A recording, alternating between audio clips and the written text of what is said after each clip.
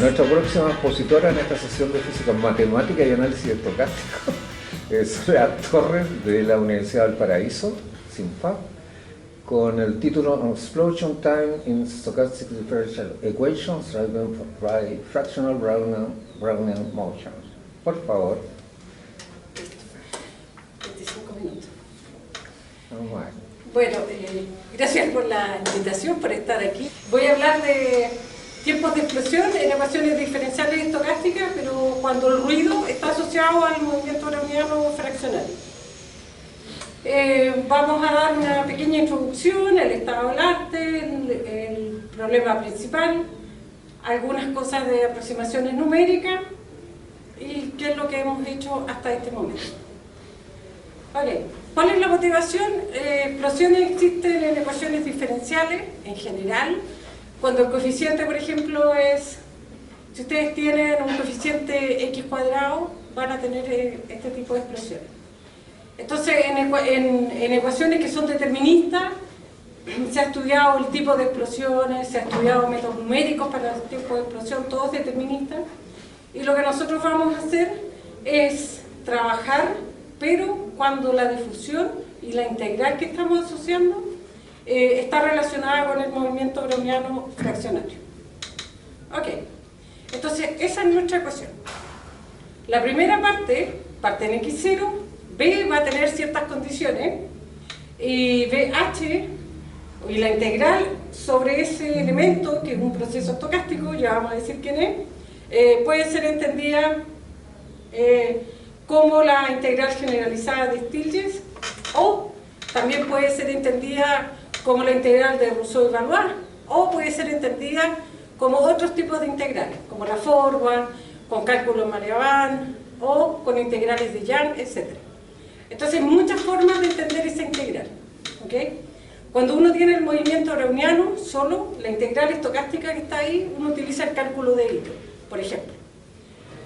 Entonces, nosotros vamos a hacer un símil entre la ecuación diferencial estocástica con el movimiento browniano y lo que pasa con el movimiento browniano fraccionario.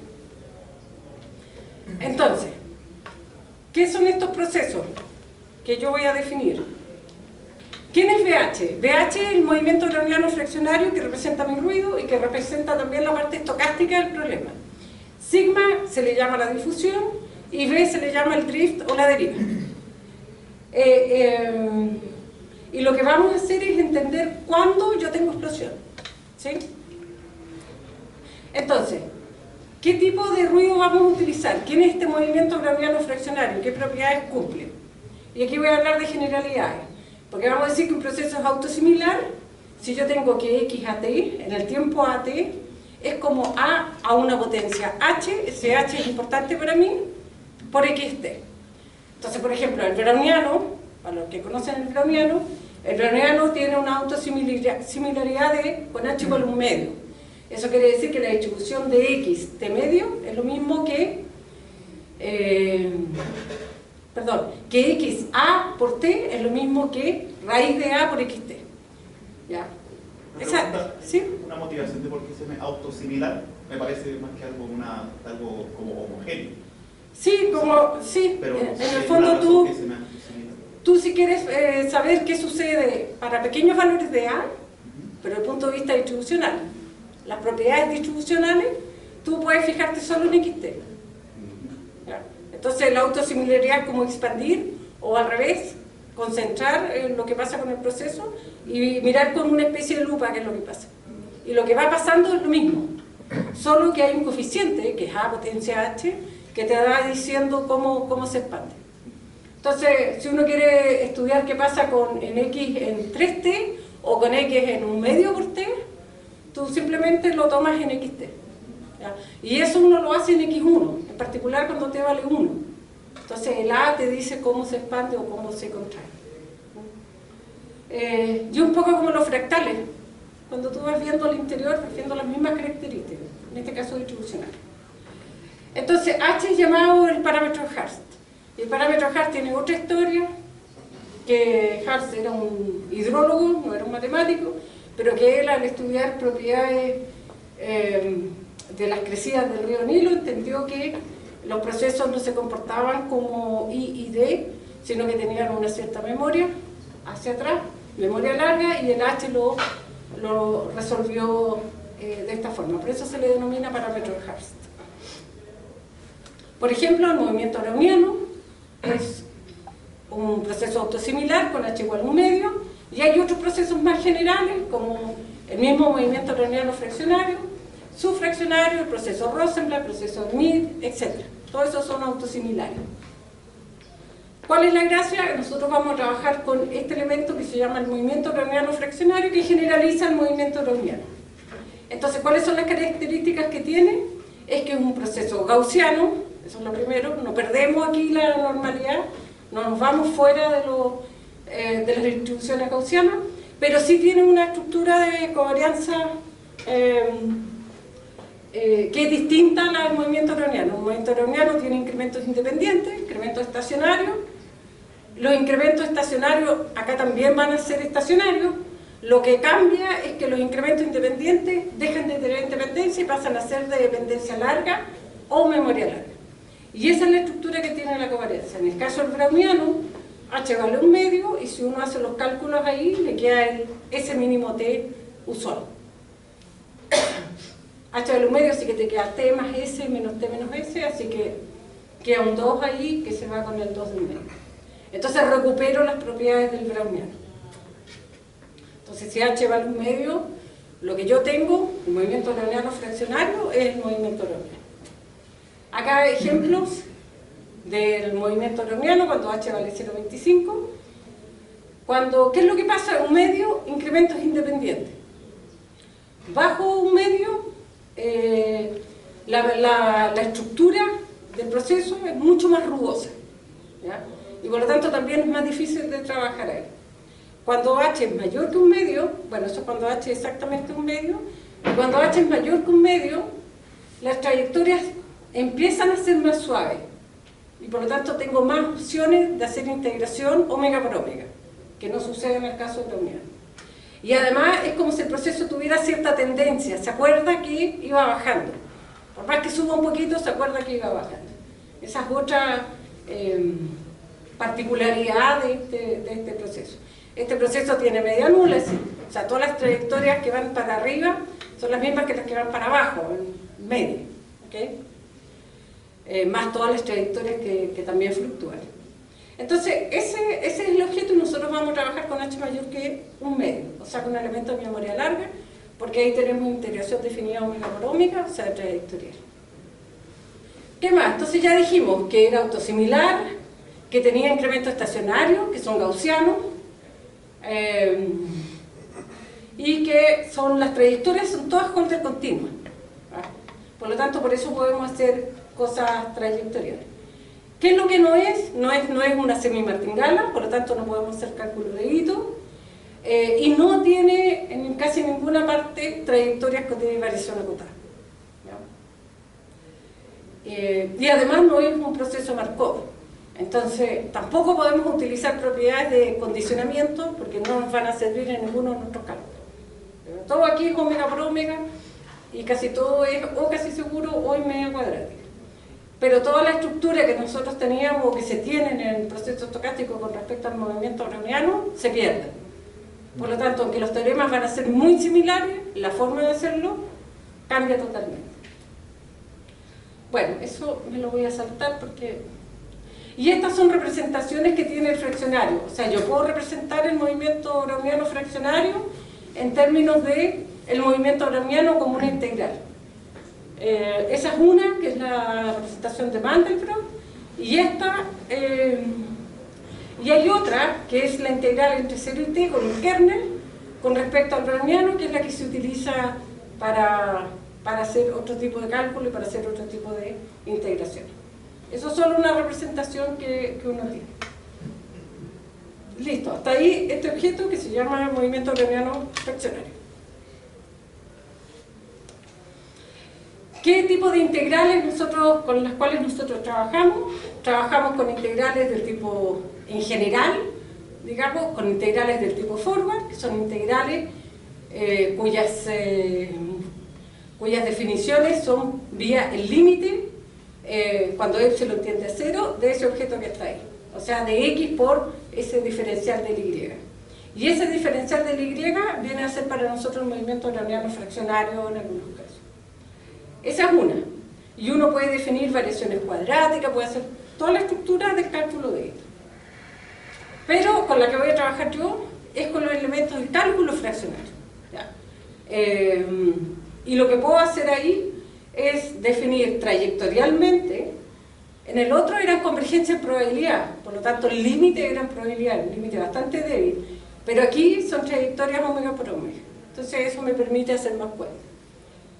Por lo tanto son integrales trayectoriales que se definen por esas derivadas, que son derivadas fraccionarias y que están relacionadas con la Holder continuidad del movimiento browniano fraccionario. ¿Okay? Entonces cuando uno va a hacer cálculos y llega a esa integral, y hay una parte que es muy importante, que es la cuota que tengo yo del módulo de esa integral, lo que está pasando es que yo voy a tener dos términos. Una integral simple, que esa siempre va a ser fácil de calcular, pero la segunda integral, que es la que tengo esa integral doble, es la que siempre va a traer problemas locales. Entonces, eso es lo importante de trabajar con cálculo fraccionario, que yo puedo acotar de alguna forma el módulo de esa integral. Bueno, está más decir que todo lo que hacemos lo trabajamos en R, aquí no trabajamos en RN, porque no sé qué sentido va a tener la explosión, si en alguna de las variables, como uno define explosión en varias variables. Así que todo aquí es simplemente R. Y esto también, bueno, nosotros también calculamos, por ejemplo, esperanzas de los cuadrados, y también están relacionados con las derivadas fraccionarias con respecto al fraccionario. Entonces, todas estas cosas son los ingredientes para poder poner el problema. ¿Y cuál es el problema? Es estudiar tiempos de explosión, estudiar teoremas que nos impliquen cuando una ecuación diferencial estocástica con un ruido fraccionario yo puedo encontrar una explosión. Y cómo es el tiempo de explosión y cómo lo hago para encontrar. Entonces, ¿cuáles son los resultados de existencia y muchas veces de unicidad de soluciones? Obviamente que ahí no voy a tener explosiones. Son las típicas. Condición de Lipschitz, crecimiento lineal, esas son las típicas condiciones para tener existencia y unicidad. Pero David Nolat lo que hizo fue extender un poco más, extender a ejemplos de existencia. Entonces, cuando uno tiene existencia, cuando es Lipschitz, y cuando yo tengo la Holder continuidad en la difusión sigma. Y además, para el drift, yo voy a tener una cierta Lipschitzianidad, pero local, ¿ya? En intervalos que sean acotados. Que obviamente ese n va a depender, o la constante kn va a depender de dónde estén los xn. Y el crecimiento también lineal para mí. Esas son las propiedades más generales que nos entrega existencia, unicidad de ecuaciones diferenciales estocásticas en este caso. Ok, entonces, resumen, ¿con quién trabajo? Con el movimiento browniano fraccionario, que ya dijimos que era autosimilar, centrado, gaussiano, y que tiene memoria larga, pero nosotros vamos a tomar h mayor que un medio, y que no es ni markoviano ni semi-martingale. Y cuando h igual a un medio, recupero el movimiento browniano clásico. Entonces, ¿qué pasa con las explosiones en los casos deterministas? Uno sabe que cuando uno tiene una ecuación diferencial común y corriente, uno tiene el criterio de Osgood, que es un criterio bastante antiguo. El criterio de Osgood me dice que si yo tengo la ecuación diferencial y tengo que la integral desde un cierto punto A hasta infinito de 1 partido por f es finita, entonces yo aseguro que esa ecuación diferencial tiene explosión, o sea que hay un instante en que explota. El ejemplo clásico es considerar x' igual a la p con p mayor estricto que 1, ¿sí? Y ese es el criterio de Osgood que se replica cuando uno trabaja con el movimiento browniano fraccionario y que nosotros también lo vamos a replicar, ¿ya? Sí, insisto, lo que cambian no son las condiciones, lo que empieza a cambiar es la forma de hacer demostraciones. Entonces, vuelvo a tener mi ecuación. ya sé que B va a crecer más rápido que lineal. Esa es la intuición, porque ahí voy a tener explosiones. Y los libros de Karatza, en el libro de Karatza, están muchas de las... Bueno, y después hay papers de Karatza, donde también lo que hace es entender cómo son estos tiempos de explosión. Entonces está el Osgood criterio, que es lo primero, pero también están los criterios de Feller, que son mucho más generales para cuestiones diferenciales estocásticas con ruido browniano. Hasta ahí es lo que existe, pero también hay también nosotros vamos a trabajar con lo que es la transformada de Lamperti, porque vamos a tener un problema con la sigma, con la difusión. Entonces tenemos que de alguna forma sacarnos ese problema de encima, y lo vamos a hacer con transformada de Lamperti, que en el caso de ecuaciones diferenciales estocásticas lo que dice es saco la difusión y la dejo solo con ruido. Y lo último es trabajar con métodos adaptativos para encontrar los tiempos de explosión, que son los métodos adaptativos que trabajó Pablo Grossman con otros autores hace algunos años atrás en el caso del movimiento browniano. ¿Qué es lo que se sabe hasta la fecha? No mucho. Se sabe, hay un criterio de explosión, que es un criterio estilo Osgood, que lo hizo León y Villa el año 2011, en casos bastante generales donde no hay un coeficiente de difusión, o sea, sigma es constante. Después, cuando el coeficiente de explosión es muy pequeño, o sea, hay un épsilon que tiende a cero en la parte de la difusión y sigma tiene propiedades muy regulares, entonces también hay un criterio de explosión ahí. Y después Narita lo que hizo fue dar criterios de no explosión, un poco más generales, o sea, cuando no tengo explosiones. Y ahí también lo bueno que en ese paper lo que entregó fueron ejemplos de explosiones. Ok, volvemos entonces al problema. Tengo mi ecuación diferencial estocástica, tengo el ruido fraccionario, tengo que h es mayor que un medio, y las integrales que voy a definir, que ya dije que uno puede definir de diversas formas las integrales con respecto a estos objetos, es utilizando cálculo fraccionario. ¿Ok? ¿Y qué significa el tiempo de explosión? Es el límite cuando Tm tiende a infinito de el ínfimo cuando sobrepaso una cierta barrera M. ¿Okay? O sea, eso voy a entender por tiempos de explosión. ¿Okay? Entonces, hay varias cosas que uno empieza a trabajar en forma paralela. Por ejemplo, si yo tomo la ecuación diferencial que está ahí, xm de t, como x0 más la integral de bm más la integral de sigma m en general, que es antes de que pase una barrera m, yo tengo condiciones de regularidad suficiente para demostrar que antes de que pase la barrera m, o sea, lo que pasa con las soluciones, algo así, parte de x0, y esto en algún minuto antes de la barrera m, supongamos que aquí está el tiempo de explosión, antes de esa barrera lo que yo tengo es la existencia de unicidad de la solución de esa ecuación diferencial estocástica. Y a esta ecuación, que está dada por el elemento que está ahí, la voy a utilizar bastante porque esta es la que me va a aproximar de alguna forma a estos tiempos de explosión acá, o la que va a hacer que se aproxime a la ecuación inicial. Ok, entonces ya dijimos también que vamos a trabajar con cálculo fraccionario y que por lo tanto esa integral está acotada por normas que dependen de f y dobles integrales. ¿Y por qué Lamperti? Yo les dije que yo tenía un problema, acuérdense que mi ecuación es esta.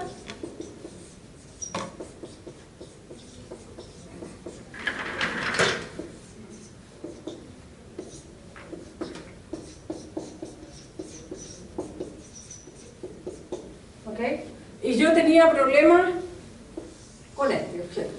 O sea, yo lo que no puedo hacer es probar, yo puedo probar que aquí voy a tener criterios de Osgood, porque lo demostró León y Villa, y que voy a tener todas mis buenas características y cálculo numérico, pero en general no puedo hacer no puedo dar una condición de tipo Feller para esta ecuación más general. Entonces lo que hago es usar Lamperti para pasar esta difusión al drift. ¿Y cómo lo hago? De esa forma. ¿Cómo se hace con la... ¿Cuál es la transformada de Lamperti? Es justamente 1 sobre sigma ds. Entonces tengo que asumir que sigma es positivo, tengo que asumir varias cosas sobre sigma, pero al menos me permite hacer este cambio. Y también tengo que aumentar las condiciones para B, porque si no, no puedo tener un teorema de Osgood.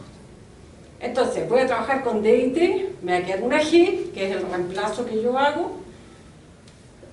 La G es B de teta a la menos 1 sobre sigma en teta a la menos 1. Y la gracia que tiene es que el drift, o sea, la difusión me va a quedar sola. ¿Ok? ¿Y qué es lo primero?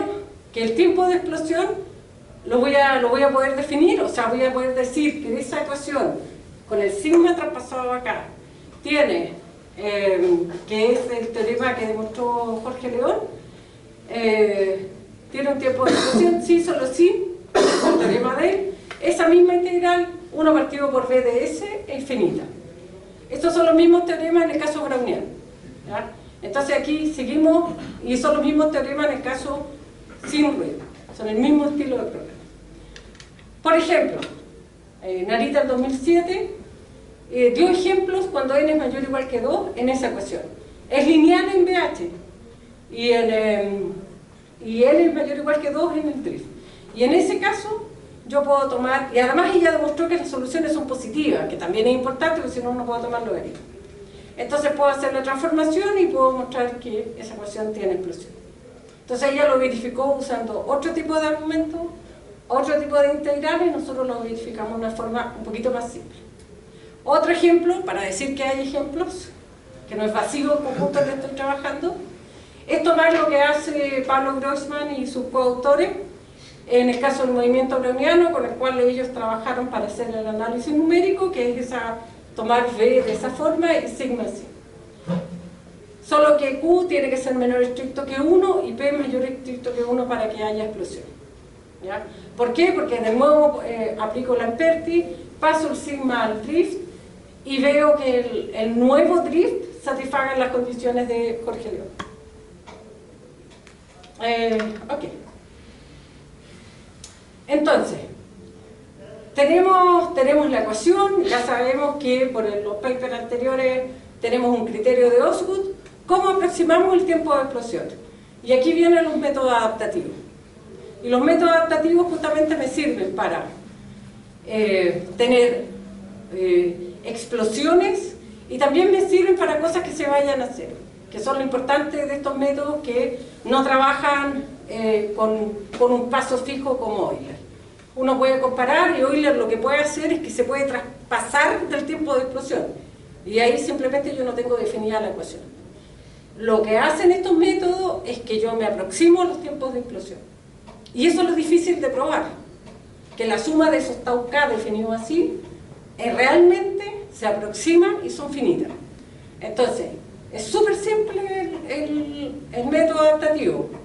Porque recuerden que la G es la transformada que yo hice a Lamperti, que es el drift, pero en el fondo tengo esa ecuación. Sigma es constante ahora. Y el tau k, el primer paso es H sobre G de IK. O sea, el primer paso puede ser muy grande. Acá tengo tau 1, tau 0 siempre es 0. Y después voy a sumar tau 1 más tau 2. Entonces lo que hacen estos métodos adaptativos, que uno lo tiene que probar, es acercarse al tiempo de explosión. Y efectivamente es lo que hace. Por eso yo digo que estos métodos sirven para cuando algo se va a infinito o cuando se va a cero. Pero después del infinito yo no tengo definida la ecuación, por lo tanto no sé lo que pasa.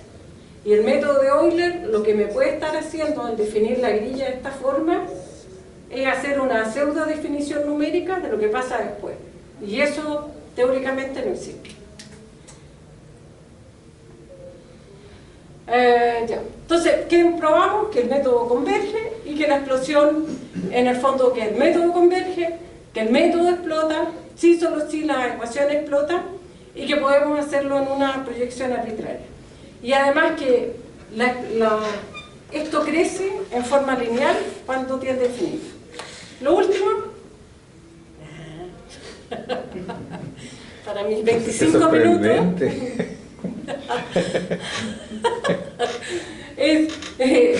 ¿Tenemos relojes diferentes? No, Está bien, sí, ¿no? Lo que tengo acá son dos ejemplos numéricos, que qué es lo que pasa en un caso simple, sin difusión. Tenemos el caso de esa ecuación con x a la p, p igual a 1,5, y uno sabe que explotan dos. En el caso del browniano, en el caso fraccionario, pasa lo mismo, y uno ve que los métodos adaptativos en este caso funcionan. Lo mismo, ahí lo tenemos como ejemplo, y eso no me voy a detener. Lo único que les voy a decir es cuáles son los trabajos que nosotros en los cuales nosotros nos basamos. El primero y el segundo son dos trabajos de tiempos de explosión y criterios de Osgood para ecuaciones diferenciales estocásticas. El tercero es el trabajo donde hablan de existencia de ecuaciones diferenciales estocásticas con ruido fraccionario. El cuarto es un poco de hablar de los métodos adaptativos, métodos de aproximación. El quinto, que fue el primer trabajo que vimos, que es el método que es del año 2005, que es el método numérico para ecuaciones diferenciales estocásticas para tratar las explosiones. Y el último trabajo que está en Archive esperando respuesta. Gracias. ¿Consultas, comentarios? O sea, una pregunta en realidad. Cuando dices que esos tiempos de Los Taucan. Que su suma se aproxima, Claro. la suma de ellos se aproxima al tiempo de explosión. ¿Sí? Esos tiempos, tú dices que se aproximan, esos son tiempos de parada para la filtración asociada al proceso al browniano fraccionario. La suma. ¿Sí? Sí, tú lo puedes considerar como tiempo de parada. Ya. Sí. La ventaja es que... O sea, digamos, anuncian el tiempo de explosión. Exacto. Porque efectivamente los Taucan son H, el H es un paso pequeño que también se va a ir a cero, pero acá lo que tiene es X en Taucan menos 1. Y B, suponte que sea creciente, esto va... Sí, entiendo. La ventaja de estos tiempos adaptativos es que cada vez va sumando menos. Pero demostrar que en realidad... Eso es sumado. Exacto. Demostrar que cada vez suma menos es lo difícil en el caso fraccionario, y por eso no puedes tomar el signo. En el caso del browniano, lo hace con las propiedades markovianas fuertes. Y por eso no tienes problema. Pero aquí no puedes. Ese fue el problema principal. Bueno, ¿más consultas? Yo tengo una corta. Había una desigualdad donde tenías una integral doble y tú dijiste que esa era difícil de estimar. Esa integral doble es difícil de estimar. Que esa integral doble me recuerda mucho a un potencial de Riese. Entonces no sé si uno tendrá alguna especie de desigualdad de sobres como para intentar estimar eso o algo así. Mira, depende del problema en el que estés situado, esa es la verdad, ¿no? Por ejemplo, si yo quiero trabajar con un método de Euler simple para una ecuación diferencial estocástica, todo eso tienes que ir separando dependiendo de dónde esté, ¿ya?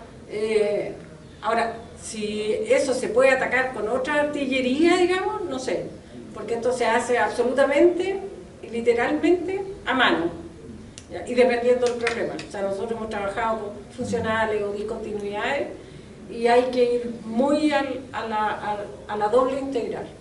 Es muy específico el problema que estés trabajando. ¿Más consultas, comentarios? ¿No? Agradecemos de nuevo a Soledad.